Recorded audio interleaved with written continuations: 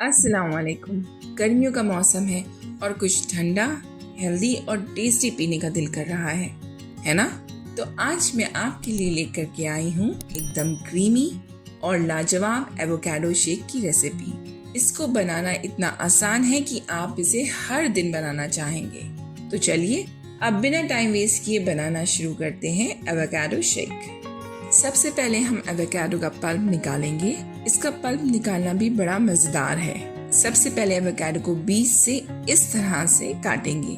हम लोग ये वीडियोस बहुत मेहनत से बनाते हैं, तो हमें मोटिवेट करने के लिए हमारे चैनल को सब्सक्राइब और शेयर करिए।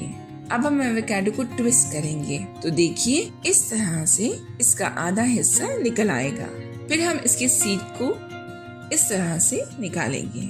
याद रखिए, एवोकाडो जितना पका होगा उतना ही इसका सीड निकालना आसान होगा।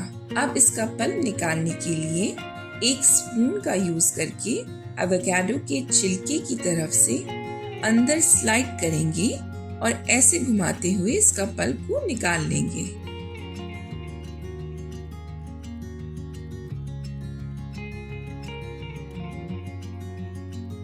इसी तरह हम दूसरे हिस्से का भी पल्प निकाल लेंगे।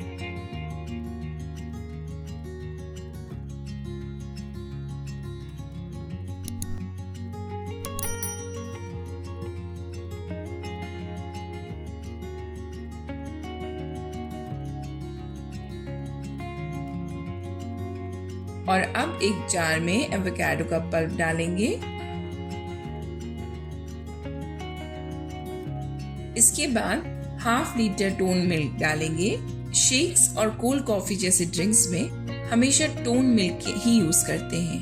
अगर फुल क्रीम मिल्क का यूज करेंगे तो ब्लेंड करते वक्त उसकी क्रीम अलग होने लगेगी, जिससे शेक का टेस्ट खराब हो सकता है। अब इसमें शक्कर डालेंगे। मैंने 3 टेबलस्पून शक्कर डाली है। आप अपने टेस्ट के हिसाब से शक्कर को कम या ज्यादा कर सकते हैं। आप इसे और हेल्दी बनाने के लिए शुगर फ्री पाउडर भी यूज कर सकते हैं। और इसमें आइस क्यूब्स डालेंगे। बस अब इसे अच्छे से ब्लेंड कर लेंगे।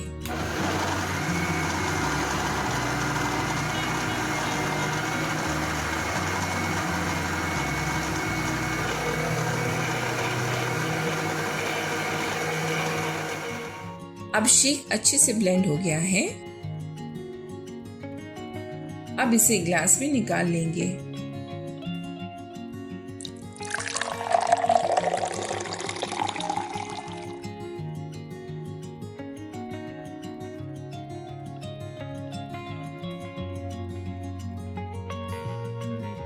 देखा ना कितना आसान है ये एवोकाडो शेक बनाना। ये गर्मी में आपको ठंडा और हेल्दी रहने में मदद करेगा।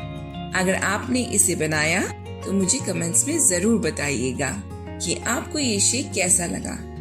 और अगर ये शेक अच्छा लगे तो हमें मोटिवेट करने के लिए हमारे चैनल कुकिंग द फ्लेवर्स को सब्सक्राइब करिए।